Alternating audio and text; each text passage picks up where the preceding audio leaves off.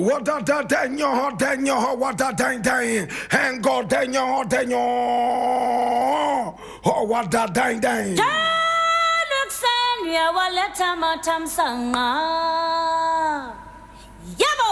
This is the Black Porter. Yes, the voice of the Patriot, where we speak truth to power. And my name, Blakk Rasta.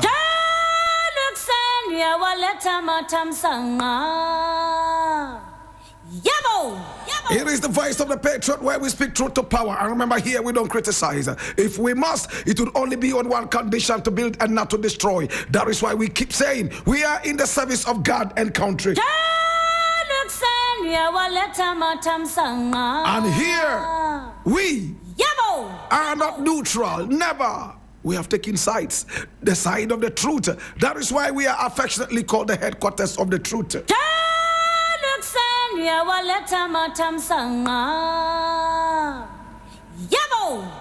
This is the voice of the Patriot, and here we speak truth to power. And I want to say thank you so much for joining me. Now today we have a number of issues to look at in our daily editorial, and of course the very first story I want to look at today is quite interesting, and you must come along. You must certainly come along. My brother, my sister, it is a very interesting story. You must come along. Okay, now it's taken from Ghana Web, and it says, from tramadol complaints to we don't know why we are here, 3 hilarious moments at NPP protest. And I read, now the new patriotic party, NPP, staged a massive demonstration on September the 23rd, 2025, against the government over what it described as selective justice and harassment. Now at the end of the protest, the party presented a petition to President John Dramani Mahama and the Inspector General of Police, Christian Tete Yohun. Thousands of party faithfuls turned out in support of the demonstration, flooding the streets with chants, placards, and party colors. While the protest was meant to address serious political concerns, some lighter and unexpected moments were captured on video, leaving many Ghanaians amused.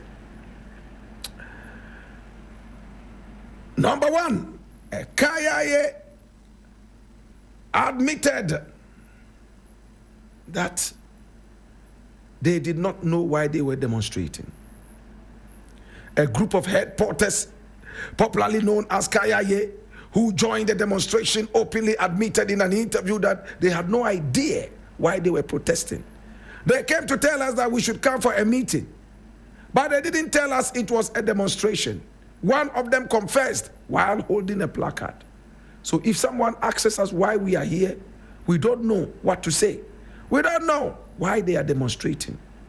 Their candid admission sparked humor online, with many questioning how demonstrators could march without understanding the cause. Number two, complaints about tramadol prices. Another group of participants diverted attention from the march's political message to the rising cost of tramadol. They lamented that the price of the drug had jumped from 5 cedis to 12 cedis, calling for urgent government intervention. If they don't reduce it, we will start to steal. One protester warned, drawing both shock and humor from onlookers. And then the third one, public smoking and dancing. In another unusual scene, a group of men were captured openly smoking and dancing in the middle of the protest, despite the heavy police presence and large crowd. Now, the sight of the men nonchalantly puffing away while others shouted political slogans added a comic layer to the otherwise tense demonstration.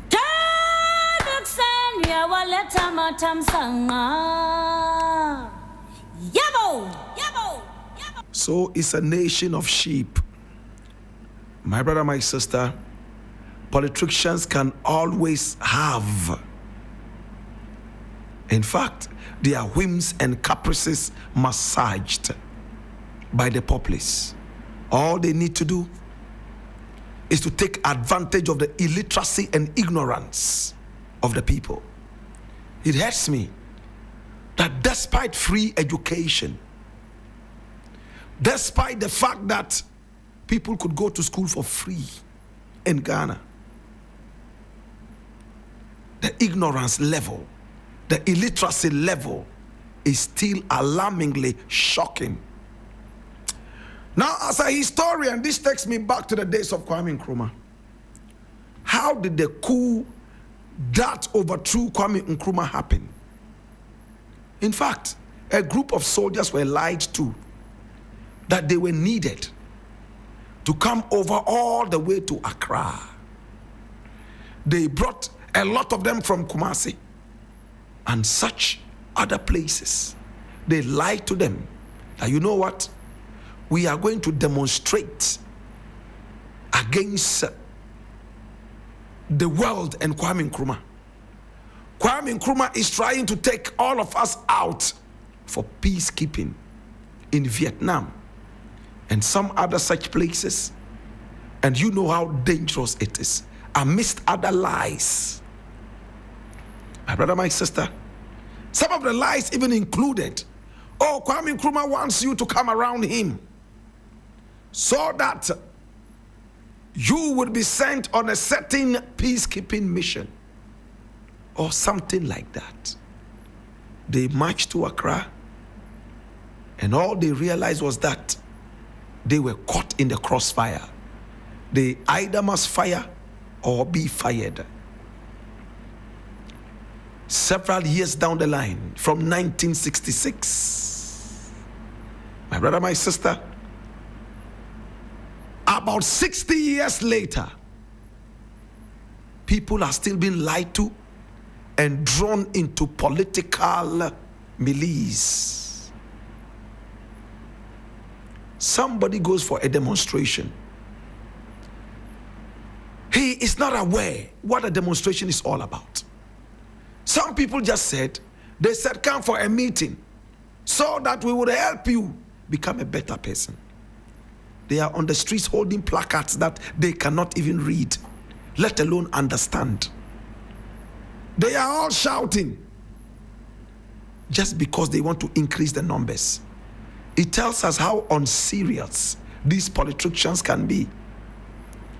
And it is a warning for all of us to know that the average Ghanaian politician is very wicked. He can sacrifice us in order to reach the heights that he wants.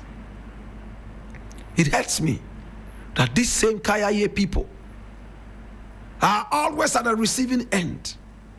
They sleep in the open, they are raped night and day. A lot of them go through things that we cannot mention on radio. My brother, my sister, it is shocking. A group of drug addicts also joined. They are not interested in any other thing except that prices of drugs like tramadol should be reduced so that they can continue on their drug spree. It tells us where the country is going. It tells us exactly what kind of people we are. We can be manipulated by the political class anytime, anywhere. It is time for us to look at free education as compulsory. In fact, it should be made illegal not to have children go to school. From now, my brother, my sister, we must have compulsory education, and if at least basic education. Or else, the quality of this nation, no matter how hard we try, will continue to be very low and useless. Think about it, my brother. And if we already have this law, it means that it's not being enforced. It is time to look at this. It is time to push it further. It is time to think Ghana. Or else, my brother, my sister, it might be easy for you to go out there and get Kayaye and drug addicts to vote for you and follow your whims and caprices. But when it comes to where it matters most, delivery, that is when you will realize that you can only fool some people some of the time. Never all the people, all the time. Think about it.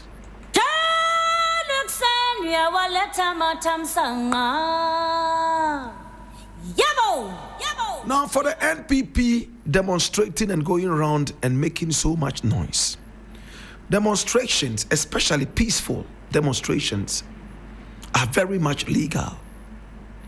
But I honestly cannot cease to be amused that for the 8 years of a dastardly irresponsible government, people all of a sudden have found their voices. No genuine Ghanaian will join them in any demonstration, except that they lie to them, pull them along a certain demonstration. It tells you where the NPP is right now. It tells you your 8 years of tomfoolery, buffoonery, 8 years of stealing, 8 years of unpatriotic behavior. Today you are struggling to even make the numbers. Without lying to the people, you are unable to make the numbers, to be able to drum home whatever grievances you have. A word to the wise is always enough.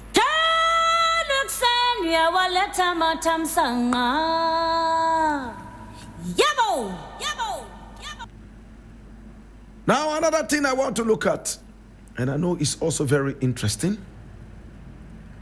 My brother, my sister, and I need you to open your ears and listen. It's quite sensitive, but it's interesting.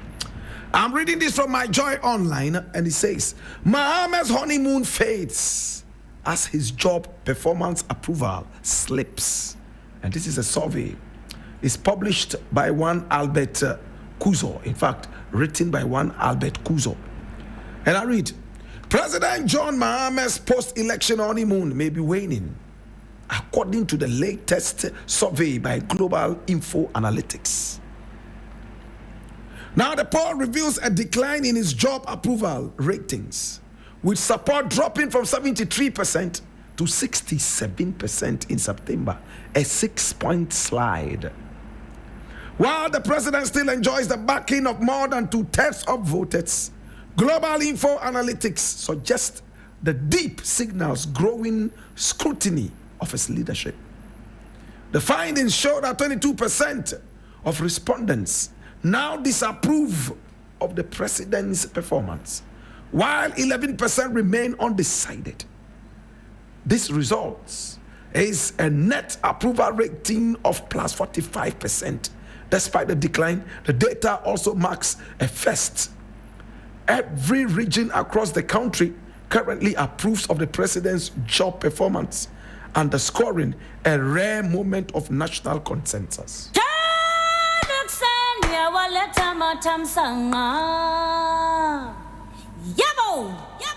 Now, this is very clear. It says that President Mahama is still enjoying his honeymoon. He's still enjoying some public love. What in Ghana is referred to as support. My brother, my sister, the honeymoon is gradually waning, is gradually fading off.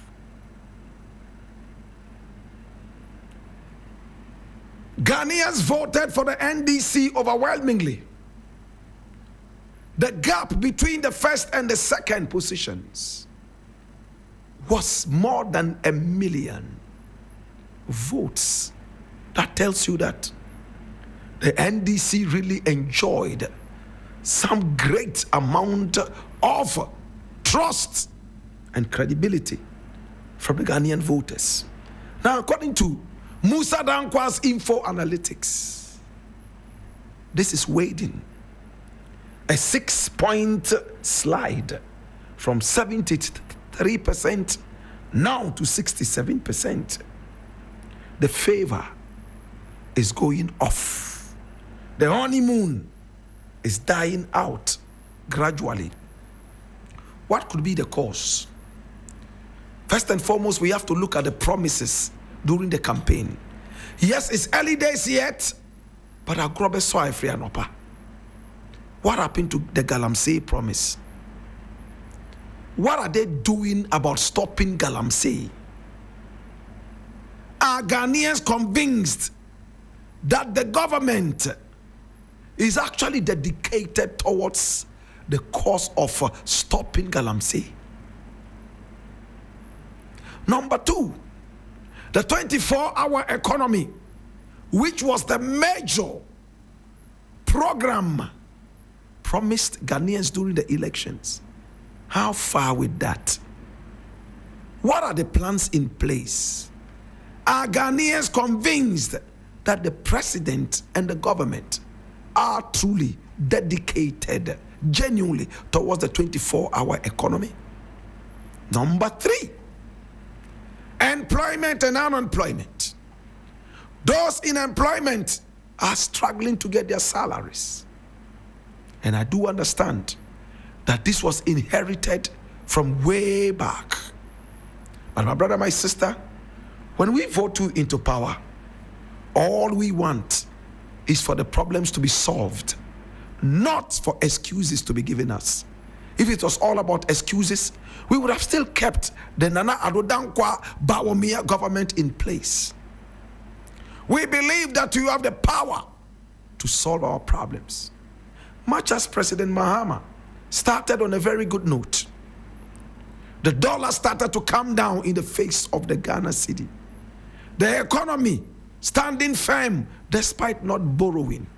We must ask ourselves, where is the money coming from? It's from the gold. And the president made it clear.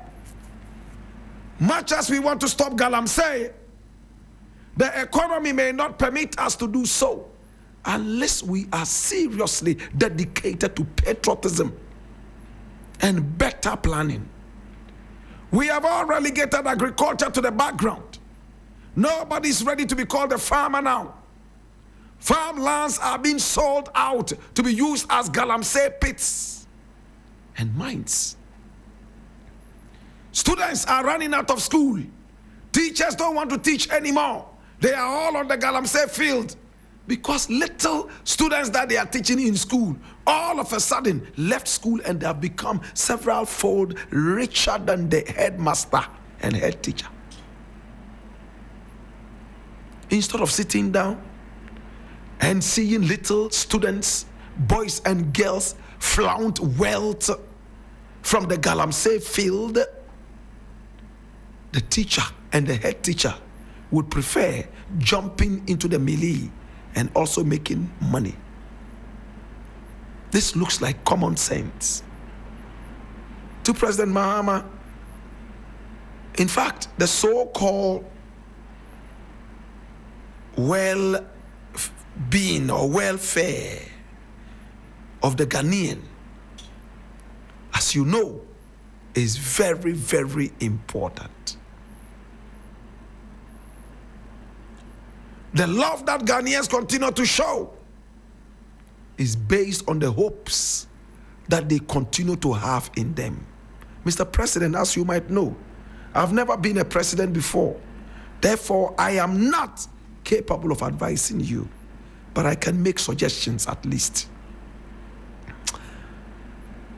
It is time to rise to the occasion. The honeymoon is literally over. Underline the word literally. The average Ghanaian youth right now is geared so much towards patriotism. They are on the internet and they see a lot of things happening in so many other countries around the world.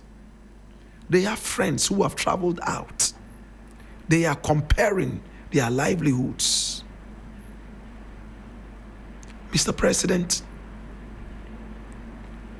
the work against Galamsey is still a problem. Party members are visibly engaged in this dastardly act. All the strong voices against Galamsey when you were in opposition have all died down. including the very voices that we heard on our own radio at the time? Is it because some of them got appointments? Is it because they are making money off the back of the dying Ghanaian? Mr. President, with all love, if these things are not dealt with, you will be shocked that the words of Nkrumah will play back in your face. The average Ghanaian may be behaving like a fool, paraphrased, but where it matters most, when he has had enough, you will see the real character. With all love, I know, Mr. President, you want to leave a legacy. If you are slumbering, which I doubt, please tap yourself awake. And again, some of your appointees who all of a sudden are campaigning to replace you less than a year after you have taken power. Is it a way of saying that they have lost interest in your government and that there's the need for a replacement? Or is it just greed and sheer foolishness? I want to know. In the interim, we remain Ghanaians who employed you. Where we have to speak, we will speak without fear or favor. This said, Mr. President, the statistics are clear. 6 points down. The same statistics that brought you in as president. Mr. President, please incline an ear to this. I'll leave it here.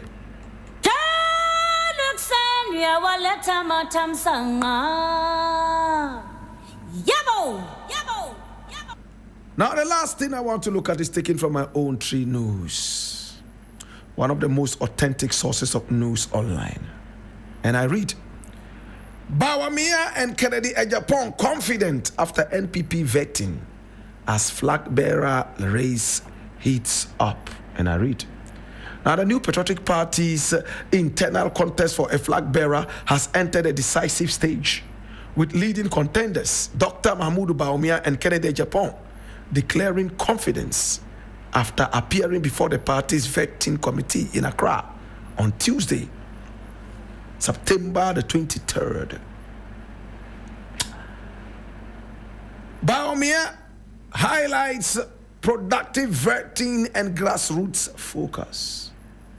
And the former president, Dr. Mahmoud Bawumia, described his session as both thorough and productive, noting that he was satisfied with the exchange of ideas and questions raised. Kennedy Ejapong, businessman and MP, in fact, former MP Kennedy Ejapong, also a front-runner in the contest, was equally upbeat after his vetting. He said the panel's questions allowed him to clearly outline why he is seeking the presidency and how he wants to tackle national challenges. I was prepared. I believe I answered all the questions, and they know I am ready to be president of the country.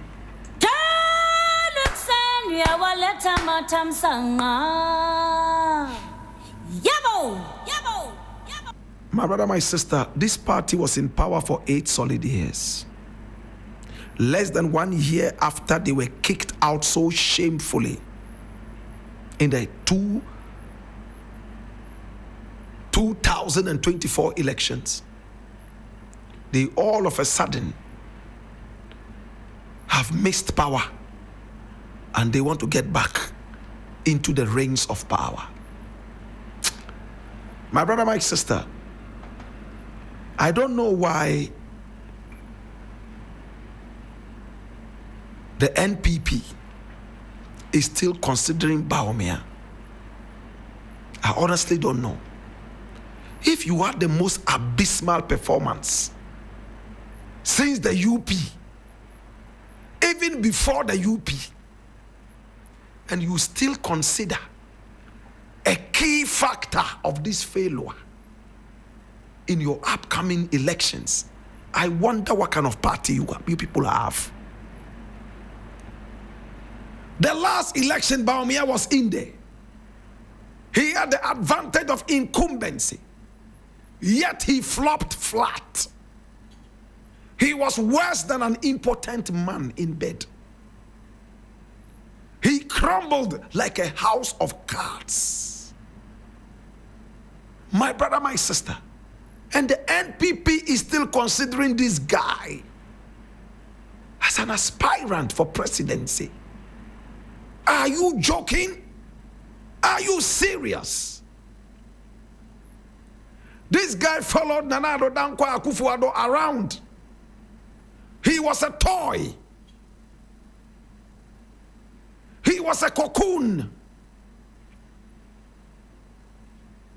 My brother, my sister. In fact, he was a puppet, koliko, in the hands of Nana Addo Dankwa Akufo-Addo. At the end of their tenure, 8 years in power, abysmal performance, economy flattened to the ground. And NPP is still considering Bawumia a key cause of the election loss. A man who stood for the election and lost so abysmally. A man who is basically going around apologizing for the wrongs of the 8 years of NPP rule. Instead of having the party heads sit back and say, you know what? You need to take a break. You know what? You lost so abysmally. For that matter, take a back bench. No, they have allowed him to be there. The fact that he has some coins in his pocket, he might be able to woo some kayayo, some tramadolians, and some airheads to follow him.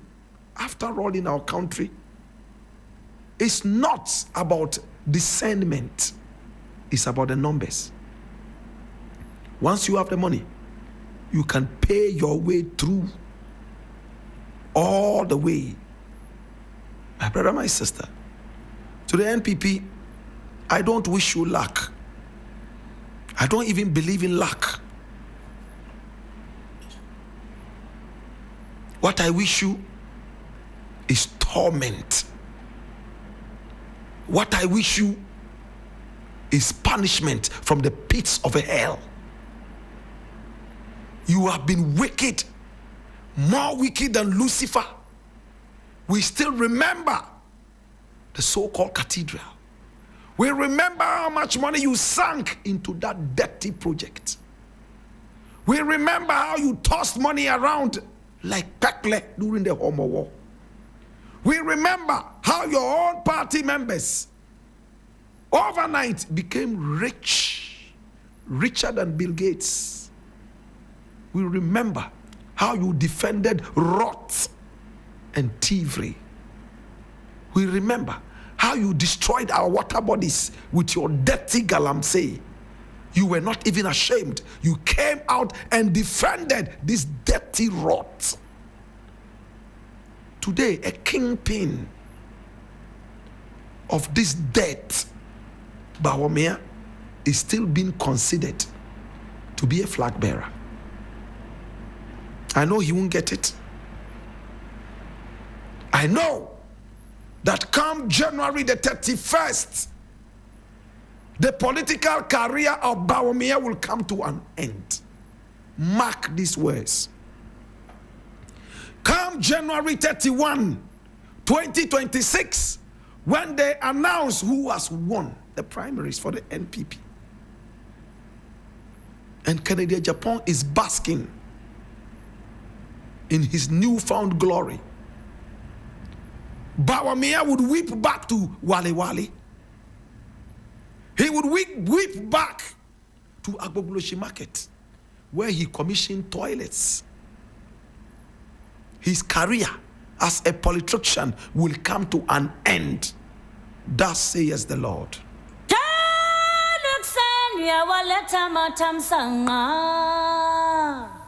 Yabo!